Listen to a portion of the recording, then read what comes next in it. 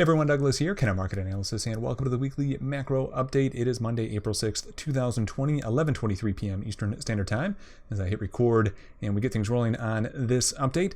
And I'm going to be changing up the format of this update just a little bit. We'll still be covering all the things that we normally cover each week, but I'm going to be taking a page out of my Elliott Wave book and adding in a preview look for the YouTube channel to kick things off. And this is something I've wanted to do for a while now. Just really didn't know exactly how to kind of get it off the ground. But with kind of the unprecedented response, not only from the federal side, but also from the Federal Reserve as well. I should say fiscal side and Federal Reserve as well. It gives me some good fodder to kind of go over some of these policy decisions and some of the things the Federal Reserve has done, and kind of look at what the longer term impact might be of those, and try and ascertain just what the kind of macro consequence, if you will be of some of these maneuvers that have taken place recently. Getting a little more to the point, what I want to look at is, at least to kind of kick things off, is really what the Federal Reserve has done over the last few weeks, few months, in response to the kind of economic crash that we've seen off the kind of back of the coronavirus COVID-19 pandemic. And I just want to kind of take the next few weeks to go over each weekend a little bit, kind of another piece of what they've done, and again try and get a picture of what we can expect some of the implications might be, and how we might need to kind of rearrange our worldview on some of this, or maybe we don't need to rearrange how we're kind of viewing the markets. Let's dive into it, and I guess I'll just kind of get going with kind of my notes and my ideas, and where I really want to start for this week is taking a look at the kind of the base idea of quantitative easing and what it is, because even 10 years later, although I think quite a few people have finally caught on in terms of what QE is and is not, I still hear to this day that QE is money printing, and until you really understand the kind of book operations that are occurring in QE, you're never really going to understand what QE is. And if you're still thinking it's money printing, that's fine. Got to kind of start somewhere and learn. But if you're thinking that you're really going to kind of not understand what the outcome is going to be from QE and other asset purchases, and then even kind of as we get a little bit deeper into kind of what the Federal Reserve is doing, into some of the other kind of operations that they've undertook. So to put it bluntly, quantitative easing is not money printing. It really is just an expansion of the balance sheet. And as we saw in 2008, after that quantitative easing, after the first round of QE, and then QE2, and then QE3, and then not QE4, and now we're at QE5.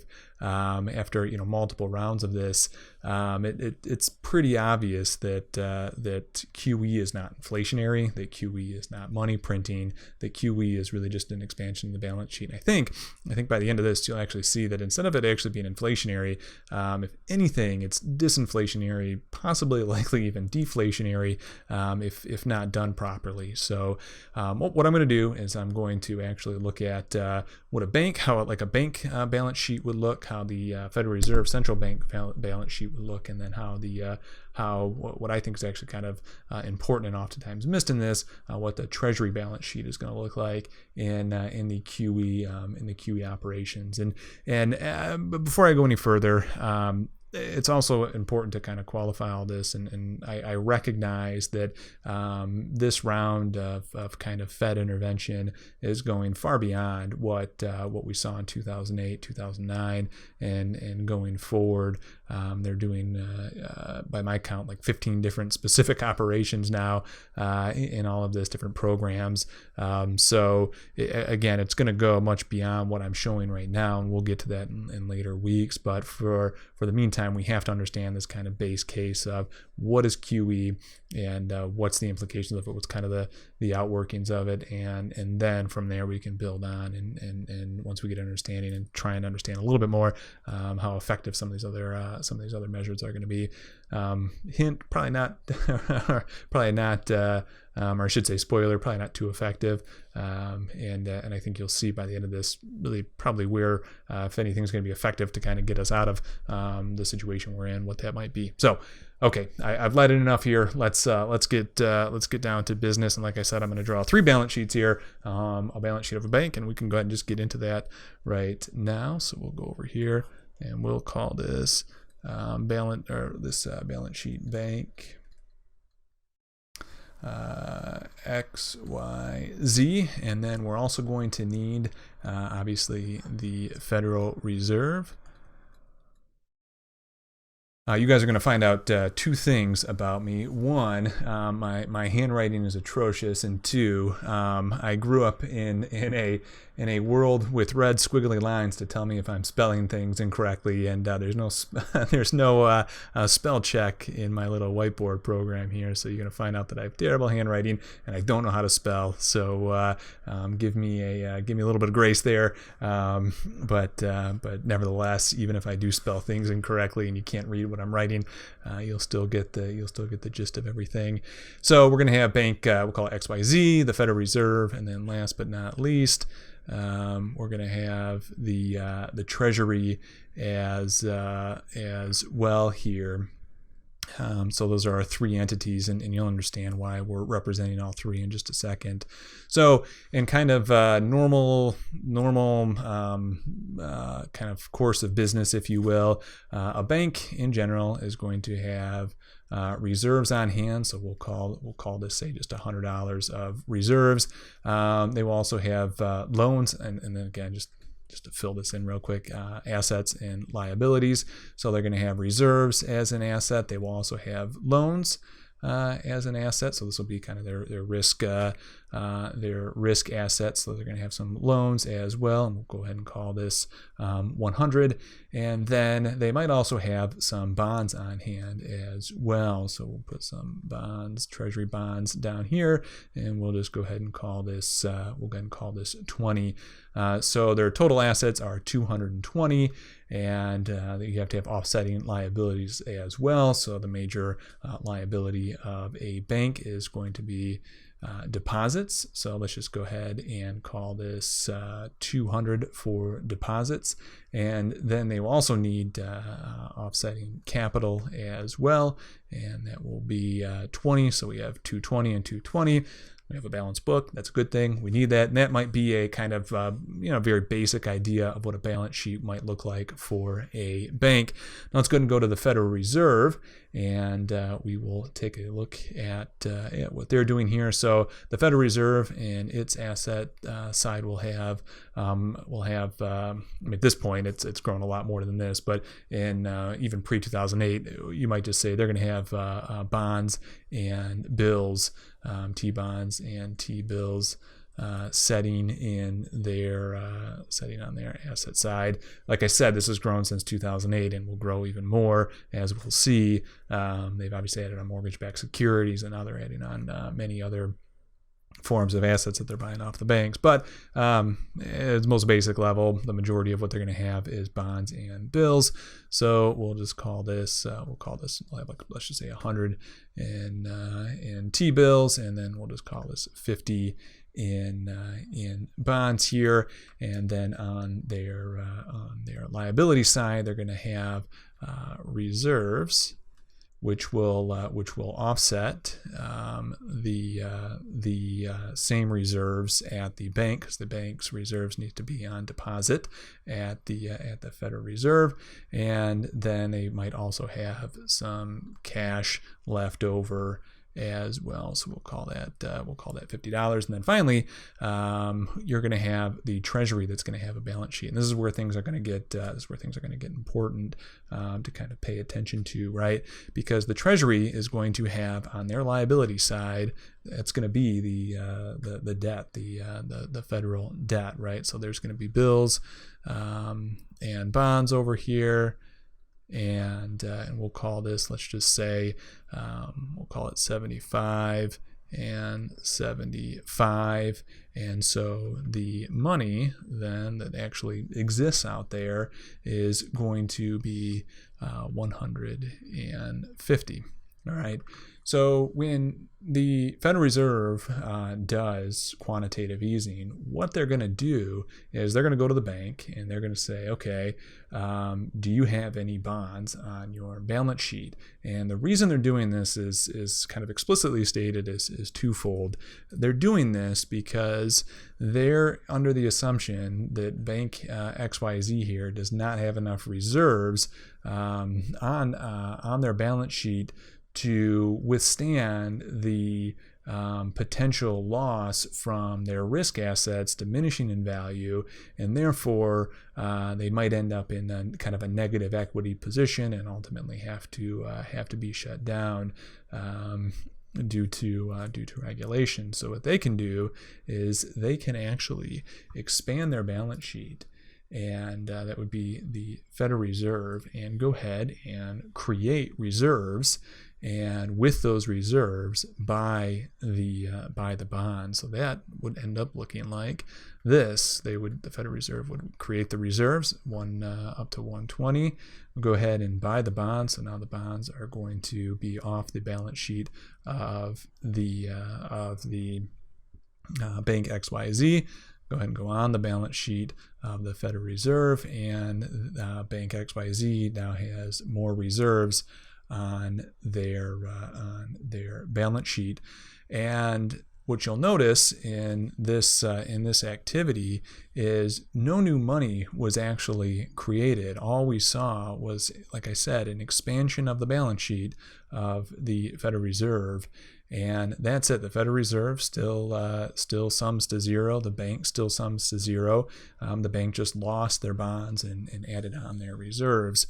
And what's most important is, and what we know is that money is actually the liability side of the Treasury, not anything to do with the Federal Reserve. So that is what QE is that they're buying assets off the balance sheet of the banks to essentially, in their mind, make sure that the banks have necessary what they would call liquidity. Although from what we can tell, the banks aren't really truly illiquid in that sense. We'll kind of discuss in just a second where the liquidity issues actually come in. They're not lacking reserves, I guess, in terms of what they're trying to do. And the other thing that the Fed, again, trying to obviously make sure that the banks have necessary reserves. But the other thing the Fed is trying to do is, and especially with QE, is try and suppress particularly the longer dated bonds yield. So they're trying to flatten the curve across the board to keep even longer dated yields pushed lower. And I think that will be kind of even a more and more prominent prominent play from the Federal Reserve going forward as well. Kind of curve control, as was called out in Japan. So that's the essence of what quantitative easing is and what they are trying to accomplish. Now, what they've already done in this most new round is the Federal Reserve is actually, and they did this even, in fact, all the way back in 2008, but they're even targeting some of these loans in terms of bringing these loans over for reserves, and they're getting kind of deeper and deeper into the risk assets. So in 2008 and following, part of what QE was is also buying mortgage-backed securities, and they've already stated that they're the Federal Reserve is even more than willing to go much more beyond that in terms of what they're willing to buy and hold on their balance sheet. Furthermore, they've also started some shorter term lending programs to get even more of what turned out to be just kind of toxic asset stuff, collateralized loan obligations, and some other really kind of risky stuff that should have never been. Well, not that it should have never been in a bank's balance sheet, but never taken up the capacity that it did and have the influence that it did. They are willing to do short-term loans for that, with kind of the I guess implied or even explicitly stated reality that if Bank XYZ can never buy them back, then so be it. So that's I guess you could call it kind of backdoor QE for even more risky assets as well. And it's even been floated out there that the Federal Reserve, kind of similar to what the Central Bank of Japan has done, might even do an asset swap for purchasing equities as well. So it's just straight up buying stocks from the balance sheets of the bank to get them the reserves that they think the bank should have. And here's the problem with all of this, and hopefully, if you have your kind of thinking caps on, you can see a few steps ahead here in terms of why it's just not going to be inflationary. Is what do bonds do, or at least used to until we went to 0% interest rates, that reserves don't do? Well, they give interest, right? There's an interest payment to bonds, and that's new income. And that new income actually comes from the Treasury, right? That new income is coming from the Treasury when the Treasury pays the coupon on those. And that's actually new money, right? So if the Treasury pays, $5, that's $5 more new dollars, new money into the system, and that's actually going to be inflationary in and of itself. The economists will call this, kind of monetary policy makers will call this an income channel. It's an income channel into the real economy. So any bondholders are going to get new money. Whereas reserves, although there is interest paid on excess reserves by nature are not paying interest. They're it's currency, it's dollars. It's there's no interest on those, so you're not getting an income channel from the reserves. And even more so when you look at loans, or you look at any sort of risk asset, right? A risk asset is going to pay some sort of return over time. Otherwise, there would be no sense in ever holding it. Now, obviously, that return might fluctuate as we're seeing right now. But as more and more of these loans go off the balance sheet of the banks, and by banks, this could even be to an extension, not only off the banks, but as the banks offload those, creating a smaller and smaller pool for anyone that might hold those. So also think pension funds or hedge funds and that sort of thing as they slowly slide into the balance sheet of the Fed. It's removing another income channel from what you might call the private sector or the banking sector, right? And that's going on the balance sheet of the Federal Reserve. So that's why, as Japan did very similar things over the last 3 decades or so, they never saw inflation during that time frame. They could be brought back to their central bank's actual operation. So I'm very skeptical, based solely on this kind of basic look at what the balance sheet operation is that's occurring, that what the Federal Reserve is trying to accomplish is going to have any real long-term stimulative effects on the economy. In the short run, it might help some banks survive the current climate. There's no doubt about that. If they can get toxic loans, toxic assets off the balance sheet of the banks onto the balance sheet of the Federal Reserve, those banks might be able to survive that might not have otherwise. And then you get into bigger questions of, is there a moral hazard there and whatnot, and those questions are better discussed on a different day. But in the immediacy, those banks will survive. So that is, I guess I'll kind of I'll stop there and kind of sum it up. But I always, when QE first happened, and then after I understood kind of what was happening, I was very skeptical of QE ever being, terribly inflationary, and what the Fed was doing is terribly inflationary. What needs to happen, and this is going to be kind of the conclusion I'll end on, what needs to happen is we need to see the fiscal side kick in, right? That's where the fiscal side going into ultimately the people, really less the financial sector, but the people, to reignite those flows through not only the banking system but the economy as a whole, to kind of reignite kind of the natural operation of the banking system to expand. And in fact, which we'll look at next, for those of you on the Patreon side, I had a good question regarding just that, in terms of what happens if those flows never kind of get reignited. What's the outcome going to be? So we will look at that. But in the meantime, I am going to go ahead and wrap up this preview look here. Like I said, we'll be back next week on the YouTube channel to kind of continue to go over this and piece together the different items the Fed is looking at, or the Fed has done, and see kind of what the implications are. All right, that's going to wrap things up for this preview look at this week's macro update. And yeah, we have a lot more to look at for the rest of the macro update. So if you want to get access to that, head on over to my Patreon page, patreon.com/KenanMA, and you can get access to that there, and a lot other of the content that I make, and the analysis and the research that I have.